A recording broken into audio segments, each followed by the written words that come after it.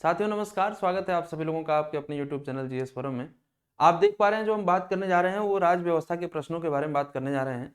वैसे तो इसमें कोई शक नहीं है कि सामान्य अध्ययन के सभी विषयों में सबसे आसानी से यदि सर्वोत्तम प्रश्न आप हल कर सकते हैं तो राज व्यवस्था के कर सकते हैं, क्योंकि बिल्कुल निश्चित एरिया है जहाँ से सवाल पूछे जाते हैं। फिर भी आप में से बहुत सारे लोगों को ये परेशानी रहती है कि सर राज व्यवस्था में, पॉलिटी में, कॉन्स्टिट्यूशन में जो प्रश्न आते हैं वो हम कौन सी टेक्निक अपनाएं तो हमारे 100% सही हो जाएंगे। ध्यान रहे हम बात करने जा रहे हैं यूपी पीसीएस के बारे में। यदि आप यूपीएससी भी देते हैं और यूपी पीसीएस भी देते हैं तो अप्रोच थोड़ी सी अलग हो जाती है, क्योंकि यूपीएससी के अंदर आपको पॉलिटी के कॉन्सेप्ट पर फोकस किया जाता है, जबकि पीसीएस बहुत भारी मात्रा में फैक्ट पर फोकस करता है। तो यहाँ पर मैं आपको स्पष्ट करना चाहूंगा कि यदि आप चाहते हैं कि पॉलिटी के 100% क्वेश्चन आपके यूपी पीसीएस में सही हो, जो कि 18 से 20 की संख्या में लगभग पूछे जाते हैं, तो आप हमारी इस तकनीकों को अपना करके देखिए, निश्चित रूप से आपको ढेर सारा फायदा मिलने वाला है। क्या करना है? सबसे पहले साथियों, आपको संविधान के सभी भागों को बहुत अच्छे से याद करना है कि संविधान में कौन से भाग हैं और उन भागों में क्या लिखा हुआ, टाइटल उनके क्या है। लेकिन उसी समय आपको यह ध्यान रखना है कि किस भाग में कहां से कहां तक के अनुच्छेद दिए गए हैं।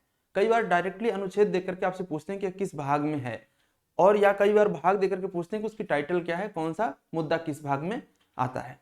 तो पहले तो सबसे पहले आप भागों को याद करें, संविधान के पार्ट्स को बहुत अच्छे से याद करें। इसके बाद जब बात आती है तो जो आपके शेड्यूल हैं, 12 शेड्यूल हैं, अनुसूचियां हैं, उनको भी याद रखिए।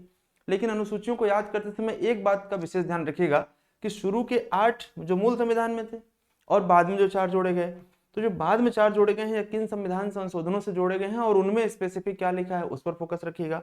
और ऐसा नहीं कि आपने पहली, दूसरी, तीसरी, चौथी बस टाइटल पढ़ ली है, इनमें डिटेल भी पढ़िएगा। जैसे अनुसूची आपकी 3 में, 4 में किसको किसको मेंशन किया गया है, 2 में किसको मेंशन किया गया है, 7 में क्या क्या चीजें हैं, 8 में कौन कौन सी भाषाएं रखी गई हैं। तो जब तक आप इनके अंदर की बातें नहीं पढ़ेंगे और याद नहीं करेंगे तब तक यहाँ पर कंफ्यूज होते रहेंगे। बिल्कुल परेशान नहीं होना है। क्या करना है आपको? जो इन्फॉर्मेशन इसके अंदर दी गई है बस उसको 3-4 बार पढ़ो। इस उद्देश्य से नहीं कि अभी याद कर लेंगे, आप 4-5 बार पढ़िए, 6 बार पढ़िए। जब एग्जाम में आप जाएंगे तो आपको याद आएगा कि हाँ आपने जब पढ़ा था तो ये चीज उसमें थी और ये चीज नहीं थी, क्योंकि 4 ऑप्शन तो वहां रहेंगे ना देखने के लिए आपके पास। तो परेशान किस बात के लिए होना है? जो आप पढ़े रहेंगे, 4-5-6 बार पढ़ेंगे तो आपके दिमाग के अंदर वो चीजें आ जाएंगी। आप टेंशन मत लीजिए, लेकिन पढ़ना पड़ेगा, ये बिना पढ़े नहीं होगा। इसके आगे जब हम बढ़ते हैं तो इधर से जब आप देखते हैं कि अमेंडमेंट्स, हाँ यहाँ पर थोड़ा सा आपके लिए परेशानी हो सकती है, क्योंकि लगभग 105 के आसपास आप पहुंच चुके हैं संशोधन करते करते। और स्थिति ये है कि आपको पढ़ना है 1951 से लेकर के 2023 तक, 22 तक। तो आप फंस जाते हैं यहाँ पर कई बार कि सर क्या इतने संशोधन सारे याद करने पड़ेंगे? नहीं, सारे नहीं याद करने पड़ेंगे, बिल्कुल परेशान नहीं होना। लेकिन कौन कौन से याद करने पड़ेंगे और क्यों याद करने पड़ेंगे, इसकी जो जड़ है वो 2 जगहों पर है। पहला है आपका प्रीवियस ईयर क्वेश्चन पेपर्स। यदि प्रीवियस ईयर क्वेश्चन पेपर की एनालिसिस बहुत अच्छे से नहीं करोगे तो आपको अंदाजा नहीं लग पाएगा कि कौन सा संशोधन हमारे लिए महत्वपूर्ण है और कौन सा नहीं है। तो सबसे पहला काम तो प्रीवियस ईयर पेपर सॉल्व करेंगे। और जो दूसरा अप्रोच है वो है आपका करंट अफेयर अप्रोच। जैसे एक उदाहरण देते हैं, मान लीजिए यदि ओबीसी रिजर्वेशन को लेकर के कोई संशोधन हुआ हो तो उस पर सवाल आना क्या हो जाएगा, इस बार आवश्यक हो जाएगा। या कृषि कानूनों को किसी वर्ष में वापस लिया गया हो तो उससे जुड़े हुए अनुच्छेद और उससे जुड़े संशोधन महत्वपूर्ण हो जाएंगे। इसी प्रकार से यदि एंग्लो इंडियन सीट को हटाया गया होगा तो उससे जुड़े हुए संशोधन महत्वपूर्ण हो जाएंगे। भाषा में कोई परिवर्तन किया गया हो या संसदीय कार्य प्रणाली में कोई परिवर्तन किया गया हो, करंट अफेयर में जो चर्चा में रहा होगा उससे जुड़े हुए संशोधन या उससे जुड़े हुए अनुच्छेद आपके लिए अत्यंत महत्वपूर्ण हो जाते हैं।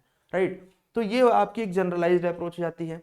इसके अलावा क्या करना है, जो स्पेसिफिक आर्टिकल्स हैं जिनका विशेष महत्व है, अलग अलग भागों के जो आर्टिकल, 395 अनुच्छेद सारे नहीं रटने हैं आपको, लेकिन हमने कहा कि जो अलग अलग भागों में बहुत सारे महत्वपूर्ण अनुच्छेद हैं वो आपको फाइंड आउट करना है। अब आप सोचेंगे सर महत्वपूर्ण कौन सा है, फिर से मैं वही कहूंगा। जैसे मान लो कि यदि सीएम, कई सारे राज्यों में सीएम नियुक्त किए गए हैं, अपॉइंट किए गए हैं, तो आपको ध्यान रखना है कि सीएम को किस आर्टिकल में अपॉइंट किया गया है या कौन अपॉइंट करता है।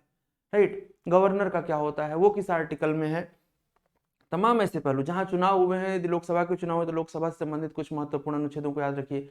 विधानसभाओं के चुनाव हुए हैं तो उनसे संबंधित जो अनुच्छेद है उनको याद रखिए। तो इस प्रकार से आपको फोकस जो करना है वो किस पर करना है, फैक्ट पर फोकस करना है। और आसानी से, और कहां पर आप कर पाएंगे, कहां पर आप फंस सकते हैं, जैसे फंडामेंटल ड्यूटीज है। तो फंडामेंटल ड्यूटीज में आप देखते होंगे कि आपके पास यदि 11 फंडामेंटल ड्यूटीज हैं तो वो बहुत ही क्लोज ऑप्शन देते हैं कि किस फंडामेंटल ड्यूटी में क्या लिखा हुआ है। तो आपको क्या करना है, उसको बहुत ही सीरियसली पढ़ना है और उसमें जो डिफरेंसेस हैं उनको रटते रहना है, अंतर को समझना है। जब कभी 4 बहुत ही क्लोज ऑप्शंस आ जाएं आर्टिकल्स की, तो वहां पर बहुत क्लैरिटी के साथ आपको पहले से ही शॉर्ट नोट्स बना करके रखना है कि किसमें क्या क्या डिफरेंसेस हैं। अब आपको बताएं कि जो मैं कह रहा हूँ ये सुनने में तो आसान लग रहा है, लेकिन जब आप करते हैं तो एक लंबी यात्रा आपको करनी पड़ती है, समझना भी पड़ता है विषय को कि कैसे ऐसी चीज़ें होंगी। तो इसमें कोई शक नहीं है कि अभी समय बहुत कम बचा हुआ है। यदि आप खुद से करने में ये थोड़ा सा अपने आप को असक्षम महसूस कर रहे हो, वैसे तो मुझे पूरा भरोसा है कि आप बहुत अच्छा कर रहे हैं, फिर भी यदि आपको लग रहा है कि कहीं पर सर थोड़ी परेशानी है, नहीं हो पा रही चीज़ें, तो आप बिल्कुल परेशान मत होइए। ये हमारा जो अमृत बैच है, जो 2023 प्रीलिम्स को टारगेट करके डिजाइन किया गया है, जिसमें हमारी टीम ने पूरी मेहनत की है आपको वो सब कुछ देने के लिए जो आपके परीक्षा की डिमांड है। टारगेट बैच है प्रीलिम्स का, 90 डेज का सुपर स्पेशल बैच है जिसमें अल्ट्रा इंपॉर्टेंट टॉपिक्स कवर किए गए हैं।